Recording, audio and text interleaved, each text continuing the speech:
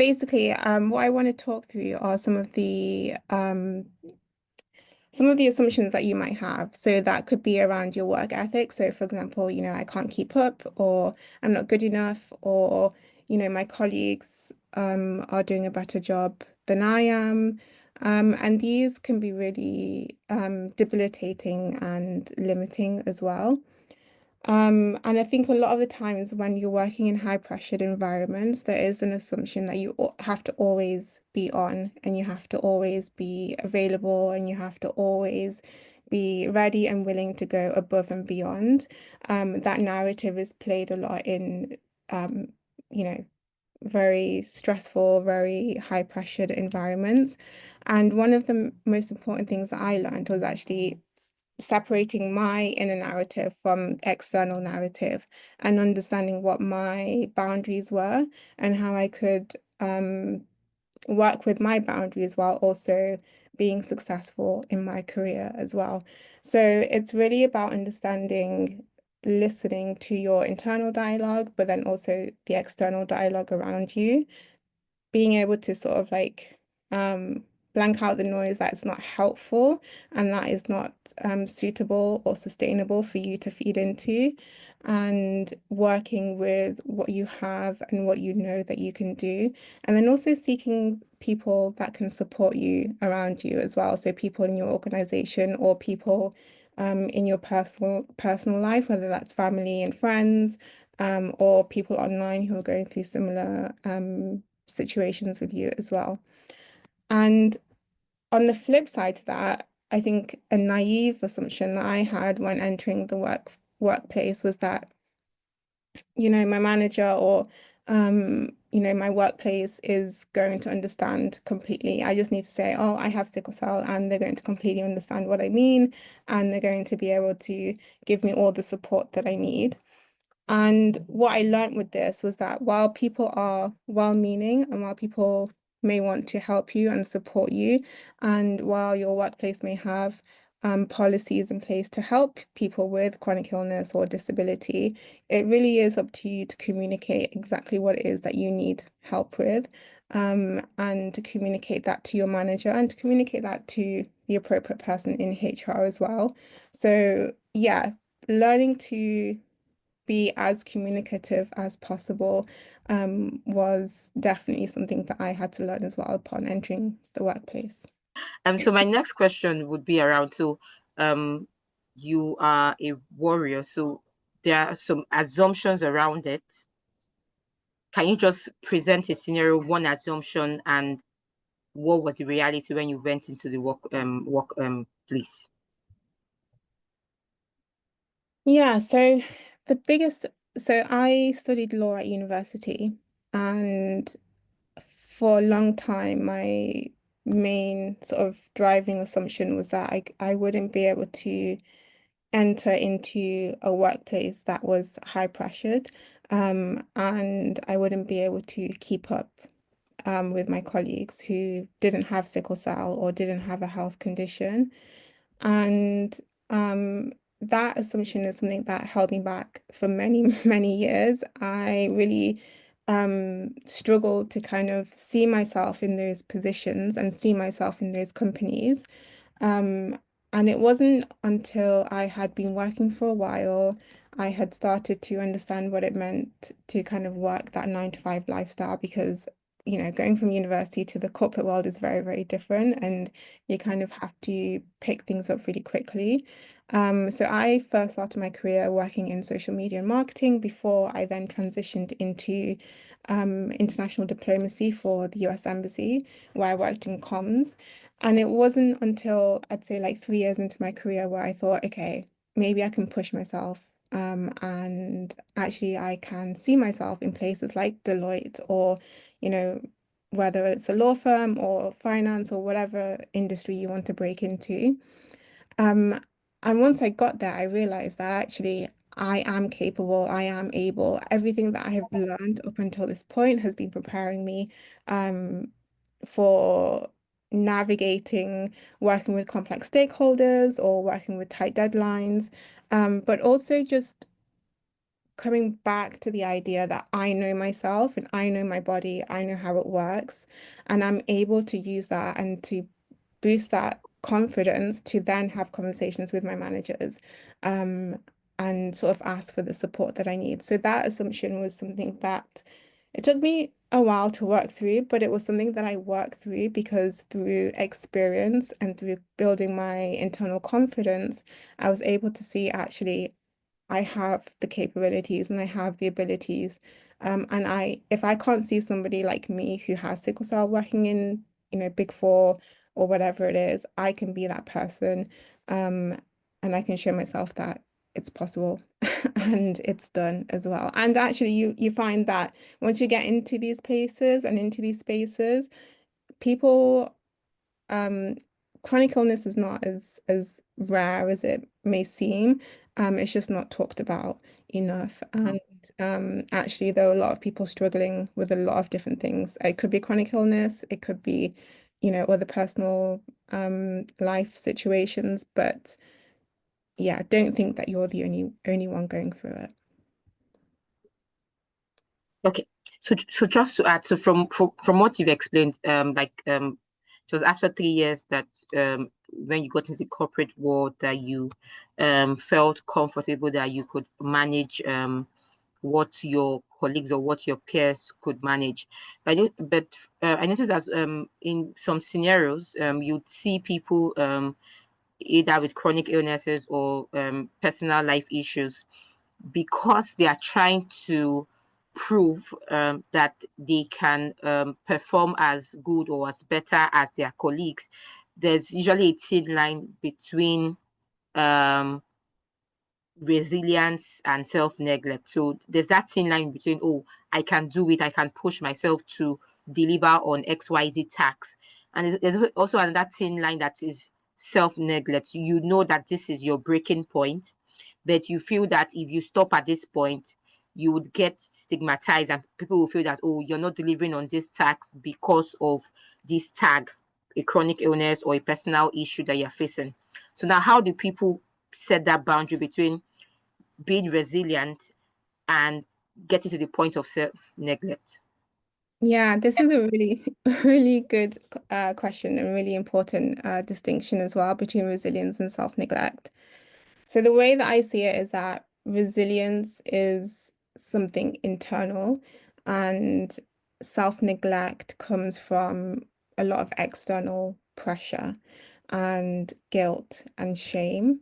So I have a list here that I kind of go through. So if we want to focus on resilience, we're thinking more managing your energy. So rather than just pushing through and, the saying of like just keep going, just bounce back, you're actually taking the time to be aware of how much energy your tasks are taking from you and how much energy you have to give. And if your tasks are taking more energy than you have to give on that particular day, then you risk verging into self-neglect. So being able to really understand your energy levels, your body signals is really, really important. I'd say for everybody, but particularly for people with chronic illness. And then also being flexible and adaptable. And that is something that you will come to learn with a health condition. Sickle cell is very unpredictable, as some of you may know. And so, one minute, well, one day I'm fine, next day I'm kind of struggling with fatigue or pain or whatever. And so building in flexibility and building in adaptability into the way that you work is really important. And this is about understanding that you can work differently. But just because you're working differently doesn't mean that it's less effective than your colleagues. You're just working smarter, not harder, as I like to say. Um, and then thirdly, I would say learning to honor your body's signals and adjust accordingly. So that comes back into energy management, but really understanding what it is your body is trying to tell you. And one great way to do this, that I do every single morning, is a quick body scan. This could be like a full-on body scan meditation where you really sit and you really try and kind of you scan through your body, starting from your head down to your toes, and just notice if there's any pain or discomfort. Um, or it can just be a quick check-in with yourself and understanding your signals such as headaches, like I said, pain or discomfort, fatigue, noticing how your shoulders are. Like your body will tell you and will give you signs before your brain is sort of able to realize what's happening. And that's why a lot of the time people say that, um, trauma and things like this can be stored in the body, chronic illness or chronic pain. Um, Stress can accumulate through chronic pain or chronic illness. So it's really important to be able to have that direct communication with your body and understand your body signals. Um, and then next, I would say building in your recovery into your day. So not waiting until you're exhausted, not waiting until you're tired, but actively saying, okay, at the end of this 2 hour meeting, I'm going to schedule in a quick 10-minute break where I stand up, I look outside the window, or I'll go on a quick walk, or I'll literally just go fill up my water bottle, and just take a moment to myself. So really scheduling in your rest and your recovery. And if it's not in your diary, this is what I do. If it's not in your diary, you will forget. So really just put it into your calendar. Um, and then lastly, maintaining your boundaries and protecting your health without guilt or without shame. And it can be really hard to do this in our society, especially when we're, we look at the way that hustle culture is really prevalent. Um, but again, this comes back to understanding your energy levels and honoring your body signals as well. So that's sort of how you can build resilience. And then the opposite of that, which would be self-neglect, which would be ignoring your symptoms or suppressing them or just thinking you can get to that later or you can deal with that later. Because as we all know, things like with work, things pile up constantly. And if you don't actively take a break or you don't actively set your boundaries, no one else is going to come and check your boundaries for you. So you have to be the one to do that.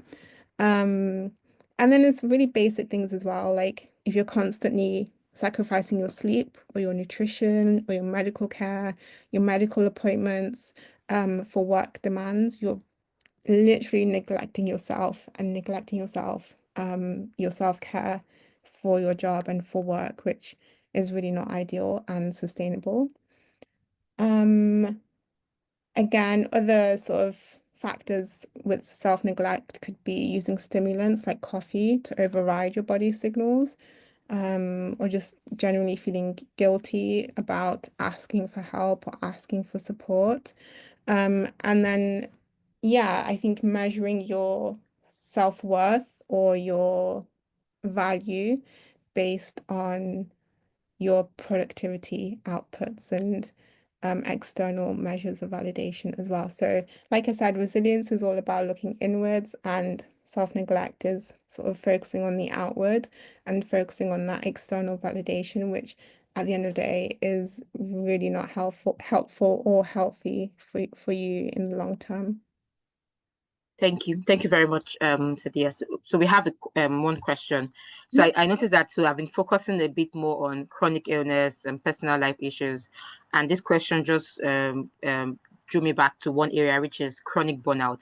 I know most times we use the word, oh, try to avoid burnout in your corporate life. But the word the person used here is chronic burnout. And the question is, would you recommend someone taking a long period out of work in managing several health conditions, for example, if they're experiencing chronic burnout? So would you recommend them taking a long, so the word is long period out of work? Would you recommend that? So it really depends on your situation. And again, long is subjective. What's long for me might not be long for you or for somebody Sure. else. Um, but I will say that if you are thinking about that, then it's maybe a sign that that is an area that you could explore with yourself, with your family, with your friends, and also with your workplace.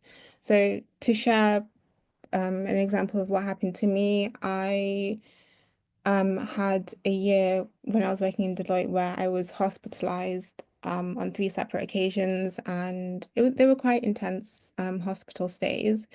And things just accumulated to the point where um, I really felt that I was struggling with the workload and with my mental health as well. Even though physically I was, fine and I was able to sit at my desk and work, but the mental health implications of those admissions had gotten overwhelming. And so I had a conversation with my line manager and I took the action to go to occupational health, which was a service provided by my company. I explained the situation to them, and we agreed on a plan together, which was that I would reduce my hours for a certain amount of weeks. So that's another way or another possibility that you could sort of approach that. Um, but I would say definitely ha keep your workplace at the center of the conversation. But firstly, understand what it is that you want and what it is that you need and how long you'd want to take that break for. And then have that conversation with your manager. See if there is support available in your company. You might be surprised to see that there is.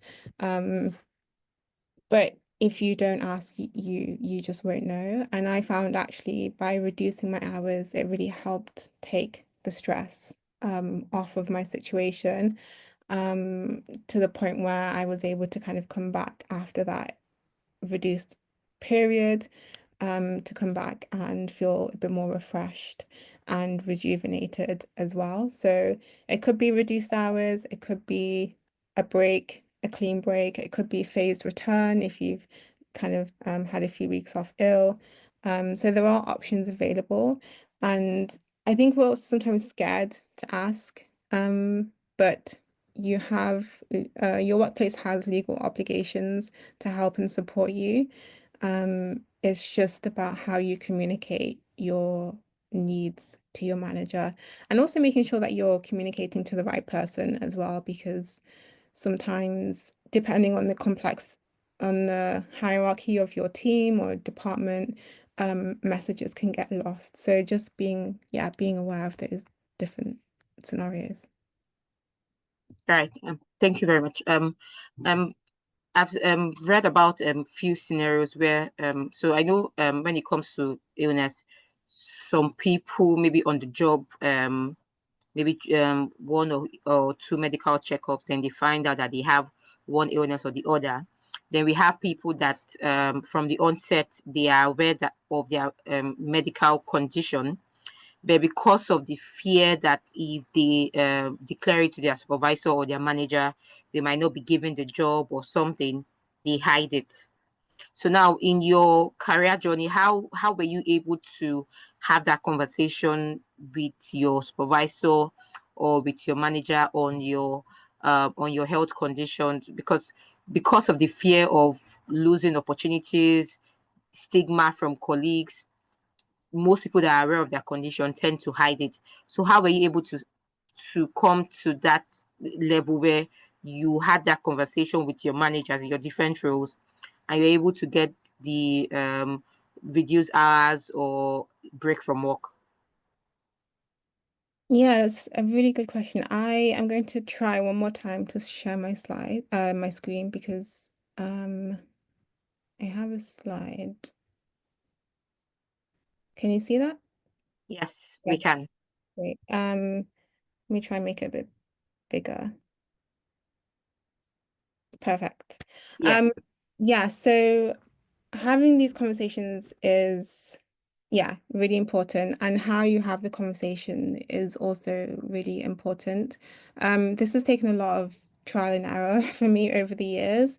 But I put together on the slide just a few example sentences that you can use if you are unsure about how to kind of start that conversation with your manager, or if you're scared or worried. Um, so it's about really focusing on. So okay, I'll read through some of the sentences. So I'd like your feedback on my workload and whether any adjustments could support me. Um, Let me just move this. I'm feeling stretched and would value a conversation about making things more sustainable. I've identified a few areas where small changes could boost my focus and delivery. I'd like to ensure my work aligns with team priorities and explore any adjustments that might help me in the future. Or due to recent personal changes, I'd appreciate a chat about possible short-term adjustments. So, what you want to do is really just showcase that you've identified the issue or the problem that you want to talk to your manager about. You're willing to have a conversation and to meet them in the middle. And at the end of the day, you have the team's priorities at the forefront of your mind, because that's what your manager is also really caring about as well. Um, so these are some sort of like example sentences that I think could be really helpful. And then the next slide is how you structure that conversation. So this could be a quick email that you send to your manager. And if I were to use myself as an example, I would start with, um, I have sickle cell anemia, which is a genetic blood disorder or it's a chronic illness, or you don't even have to name the condition. You could just say, I have a chronic illness. And then you go into the complication. So this typically would manifest through fatigue or through serious periods of debilitating pain, which could disrupt my productivity or my work or my deadline or whatever the situation is. And then you go into the ask. So this is where you ask for your specific need. This means that day to day, I might need extra time to complete a task, or I might need, um, yeah, whatever it is that you can think of, particular equipment. Um, I'd like to make a reasonable adjustment request for, and then you specify your requirements, and then end on the result. And this is a great way to just kind of close off the conversation and show why this requirement or this adjustment will be helpful, and why you need this in order to work together, to continue working together in a sustainable manner, for the long term. So really, getting clear on your communication with your manager or with HR, I think is really important. And some of the sort of adjustments that I've requested over the years, like I said, reduced hours, but also I requested a heater for my desk, because with sickle cell, the cold is a big trigger, and I've worked in quite a few cold offices that have been really unhelpful. Um, I've requested time off for hospital appointments. I've requested flexible working before COVID, before, hybrid working was a thing. So really have a think about what it is that you could need support with, and don't be afraid to ask for that support, because again, like I said, you are legally entitled to this. And at the end of the day, you have to think that you're asking for this support so that not only can you succeed in your career and have a long and fulfilling career, but also so that team and your manager can succeed and do well in whatever it is, whatever task or project you're working on at that time. So it's a win-win situation. And yeah, I would say don't feel discouraged. Um, by people's responses, because you might get different responses from different people. But again, at the end of the day, they have a legal obligation to help and support you. Thank you. Thank you. Very helpful. So escalate to HR, your supervisor. If you don't try, you would not know what is available in your organization. So so the question I've been asking has been around how persons living with chronic illness or personal life issues, how they can navigate their careers, how they can manage their health in the corporate world. But there's also another set of people which most times are impacted by this, and we do not recognize. So you have a friend, you have a colleague, you have a family member, but that is living with a chronic illness, and you need to be there to support them. So in your case, what would you say were the support you received from friends, colleagues, and family members? So people on this webinar who are not living with those chronic illnesses, but they are providing support to a friend or a loved one, they can know the best support to provide. So what were the supports you received that you'd advise people to also dish out to friends or loved ones that are also facing one chronic illness or one personal life challenge or the other? Yeah, support is really important and it really is make or break the support that you have in your life and the community that you have around you. If we're focusing on friends or family members, I would say the biggest thing is listening and having empathy, and understanding if it is a health condition, understanding what that is. So for me, I really appreciate it when my friends understand or go away and learn a bit more about sickle cell, just so that they have an awareness of how it actually impacts the individual and the person on a day-to-day basis. And obviously they can ask me, but just learning a bit more about the mechanics behind it as well is really helpful.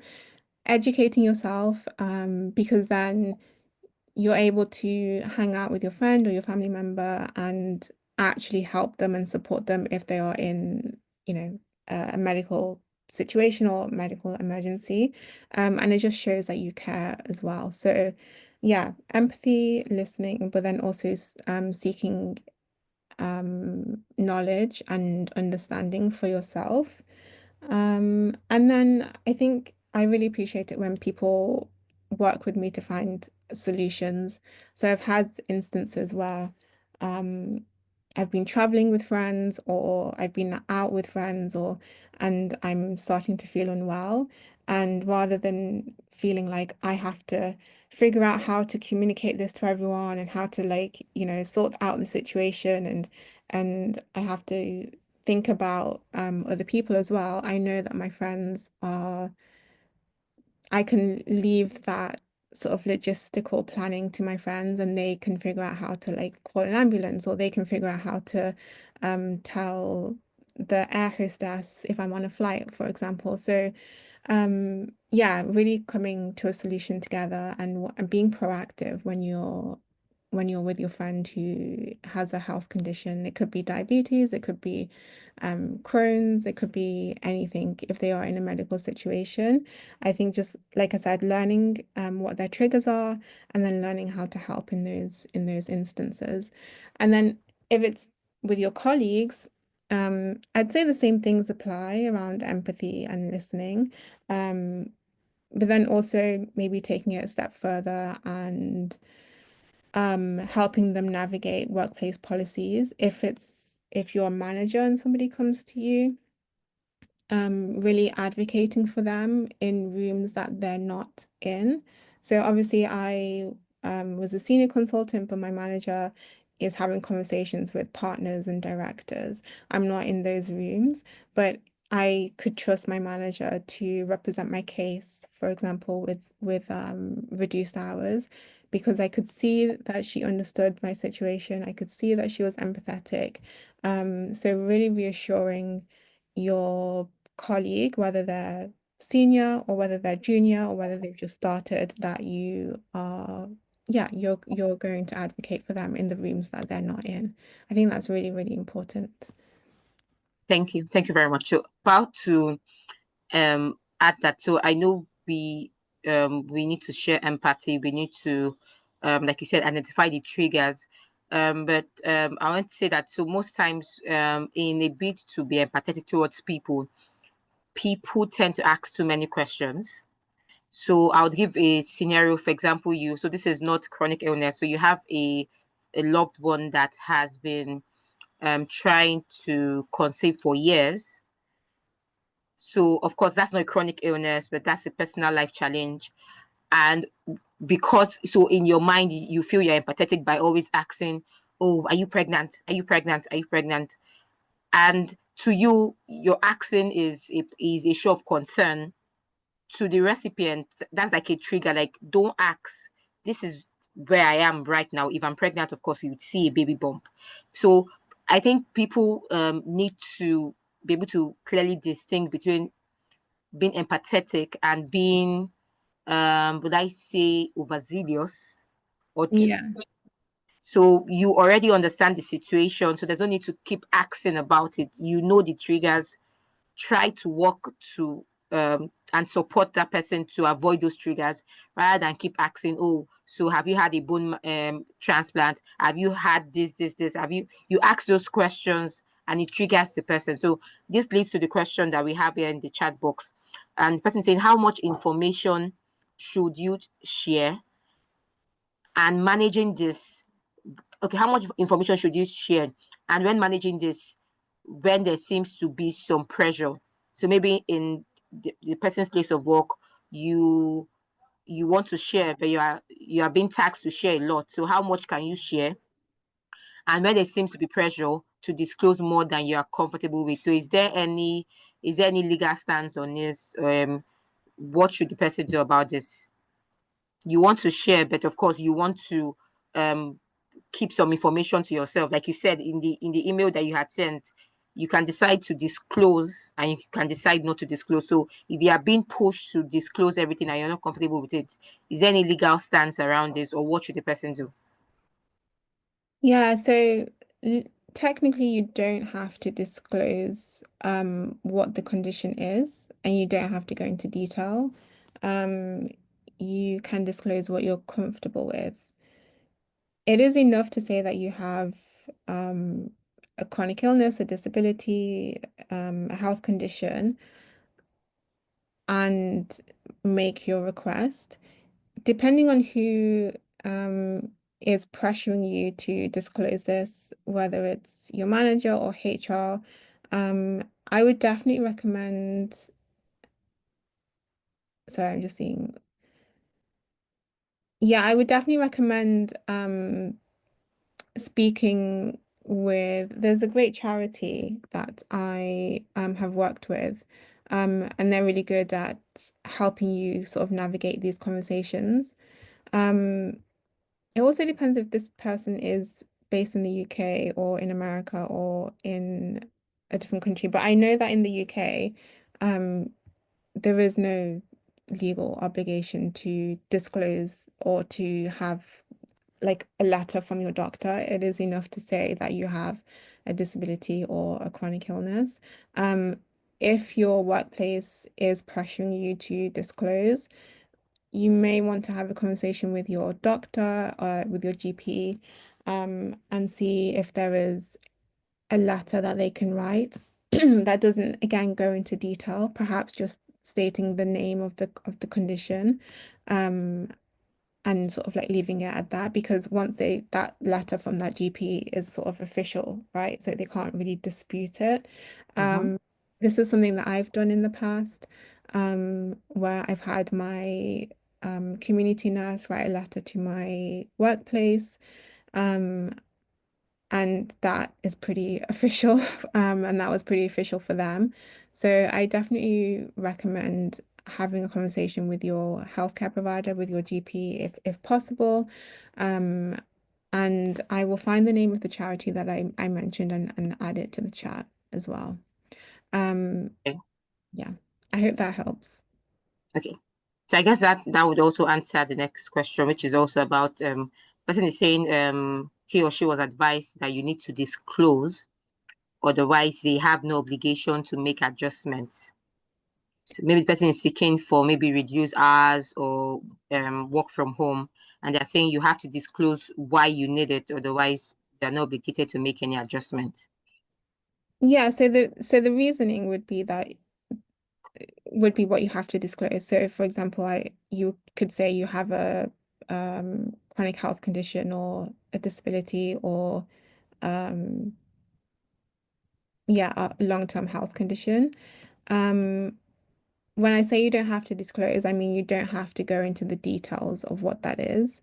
And a lot of the times, if you do get your doctor involved, they will ask you how much you're comfortable with sharing with your manager or with your workplace as well.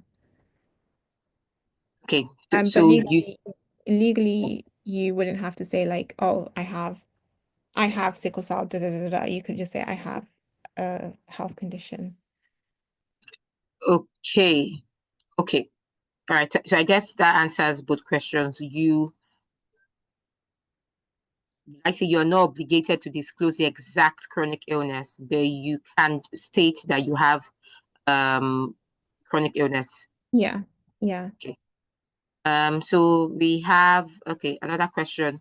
So someone said, "Oh, I have experienced experienced this recently, been refused time off to attend a diabetes wellness and coaching session. So I have 12 to attend and was told no. However, gotten permission for a 30-minute session. However, is it correct that such sessions are not allowed? So this diabetes wellness slash coaching session, if that's through your doctor or nurse or healthcare, that is a medical appointment, as Lauren mentioned. So that should be allowed. You should not be refused time off for medical appointments. Um, so I would What definitely, if, okay, Mhm. okay. Sorry. So I'm looking at the second so if the diabetes wellness coaching session was recommended by his health practitioner, so the medical appointment. But what if the person feels, oh, so for example, to attend this webinar, so because the webinar is about health and wellness, then you decide to take um 30 minutes off work or 1 hour off work, not the lunch break, to attend this webinar. Would that be tagged medical appointment? So maybe you want to answer to both scenarios. If this was not recommended by the health practitioner, is the organization no right to deny the person from attending it? So if this is just a coaching session or wellness session that I don't know, maybe you saw online and You feel it will be beneficial?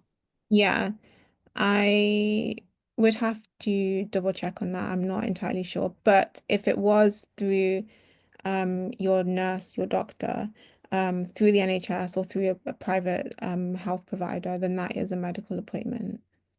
Yeah, so if it was recommended by your nurse, no, yeah, if it was recommended Oh, by your nurse, that is a medical appointment. And I would push back on that personally. And if it was recommended by your nurse, I would also ask if she could help you with a letter to your manager, if possible, if that would help in this case. thank you very much, Sadia. Responses has been very helpful because we've put in a lot of real life experiences. So my next question would be around still tilting towards manager. So would you so I know so when we talk about DI, we look towards the black and other racial minority groups. We look at the LGBT community. Do you think people with chronic illness should also be tagged under the DI being the DI space in an organization? And just to add to that, so do you think there should be, I don't want to use the word preferential treatment, but in an appraiser from organization, for example, if you are to grade people 5, do you think there should be like a lower grading for people living with chronic illnesses on the instance that, oh, if they were up to par in terms of their health situation, they would have delivered 100%. So because of that, we are giving them this. So not like a preferential treatment, but just consideration of the reason why they may not be able to deliver 100% is because of their current health situation. Do you think that is something organizations should consider? So chronic illness should personally, I think, fall under your first question was should it fall under the DI. yeah, because I mean this depending on your definition of disability, I would say that sickle cell falls under that definition of disability. And a lot of people with chronic illness, whether it's diabetes or ADHD um, or the neurodivergent conditions, would state that it falls under disability. And disability doesn't have to be physical. Disability could be invisible as well. So definitely, I'd say that it falls under DEI, diversity. And the second half of your question, sorry, I Was missed. around appraisal. So do you think there should be a different criteria for people living with chronic illnesses in terms of office appraisal? So for example, you are to grade people five, but for those living with chronic illnesses, you leave theirs as four, um, taking into consideration that the one is because of their health condition, that they would have been able to compete with their colleagues if they were 100% in terms of their health state. So I think this really comes down to many different factors, including how the individual feels that they've been managing their condition and their workload, which is why having conversations with your manager and your workplace on adjustments or support is really vital because if you can get the support, then it doesn't put you um, at a quote unquote disadvantage. And I wouldn't say that people with chronic or disability are quote unquote at a disadvantage. I just say that the workplace, as we know it, is not accommodating enough to people with disability or with chronic illness. I think that you are all capable of reaching your wildest career aspirations. But if your workplace is built for a very specific type of person, um, then it's not fair and it's not sustainable. So I wouldn't necessarily say that, people with chronic illness should be given a 4 out of 5 or 5 out of 5.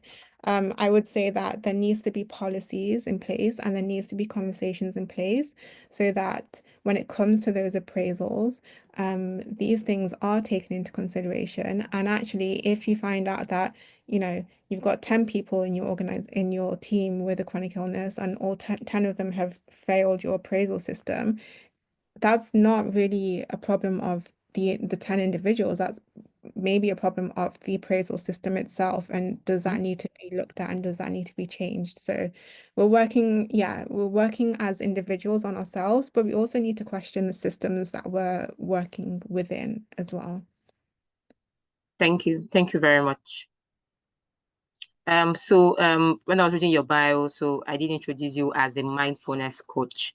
So my first question is, what do you do as a mindfulness coach? And in relation to this webinar topic, so what role does mindfulness play in energy management, especially when you don't feel 100% physically? Yeah, so mindfulness is something that has really helped me over the years with sickle cell in really managing not only my energy levels but also my pain and my mindset as well when we're working, navigating life, friendships, relationships. Um, and I would say that mindfulness is a great way to really understand your mind and your thought processes and your thought patterns. But also is a great way to give yourself inner calm, inner peace, that allows you to then navigate sometimes stressful situations or hectic scenarios in the workplace.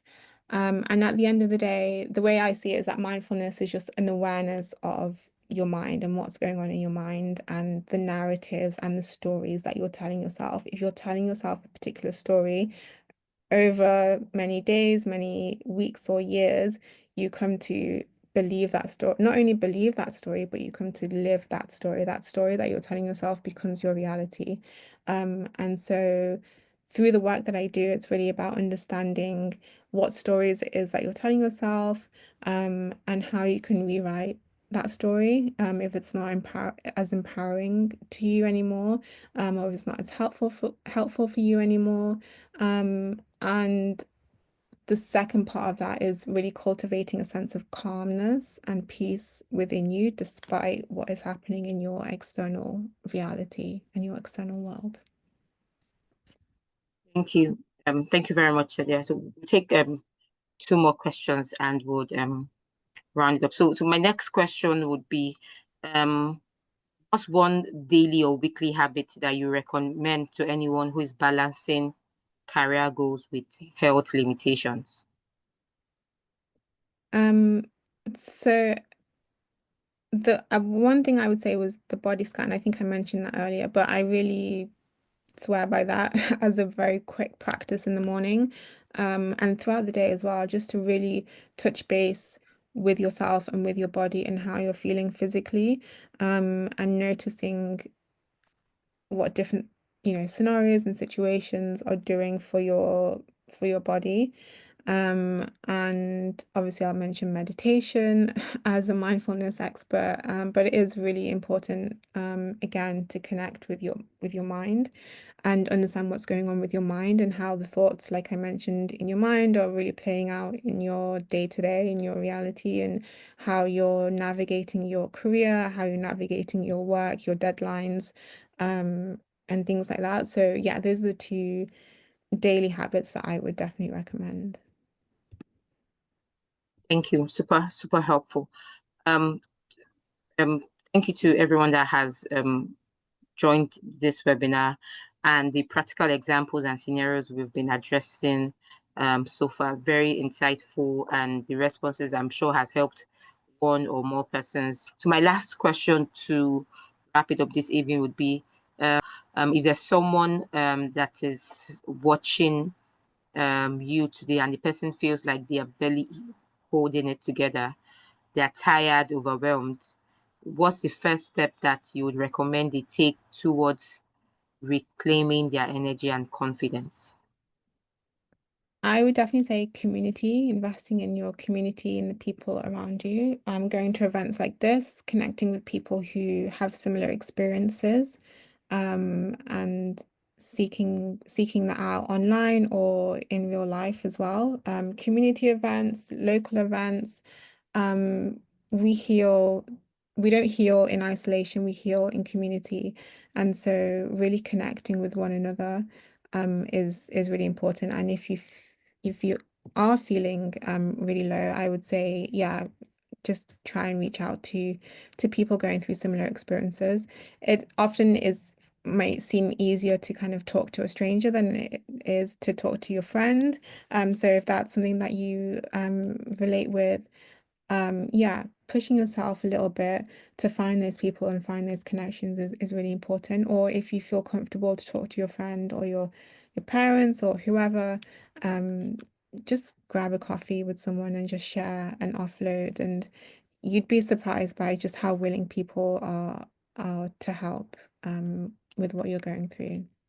But thank you very much for the insights you shared so far on this webinar. Very insightful and very practical experiences on how to work while unwell, how to have that conversation with supervisors, with colleagues, with loved ones, how to manage and provide support with people around us that are also maybe facing one health challenge or the other. And most importantly, how to clearly differentiate between resilience and self-neglect, because I think that's one issue most people with chronic illness face, trying to overboarding themselves, trying to meet expectations of others as opposed to their own expectations. So that's where mindfulness comes in. So if you are mindful of your health, you, like you said, look at your internal as opposed to external. You know, oh, this is my breaking point. These are the things I need to do to avoid getting to that point, and you try your best no matter the pressure from work, no matter the pressures from home, you try your best not to get it. Because the truth is, if you fall sick, if you die, we all see recruitment, we all see vacancies on LinkedIn, on organizations' websites. Guess what? Most people did not leave the organizations. Most people, maybe they lost their lives. And of course, those roles need to be filled. So the company would give a 1 minute silence, include the person's picture in their office correspondence. And after that, they would reach out to HR, reach out to a recruitment agency to fill up that role. So that should let you know that your health is your priority. Your health should come first before anything, before your job, before your income. I know most times the reason why people would struggle to make those decisions, especially like you recommended, the body checkup might be because of income. So, but you should find a way to balance it. You want to you want to get those funds in, but of course you want to also be alive to enjoy the money that you're working for. So we'll just take a last final comment from Saadiya. Thank you Um, everyone from joining. Yeah, thank you everyone for joining and thank you for your questions and yeah, for sharing. And if you want to continue the conversation or you have any further questions, feel free to connect with me on LinkedIn or Instagram, whichever you prefer. But yeah, I hope this was really helpful and this is something I'm definitely passionate about talking more about and spreading more awareness and helping as many people as possible. So, yeah, stay connected and hopefully I can do more of these sessions as well. Thank you. Thank you everyone. To enjoy the rest of your day or evening.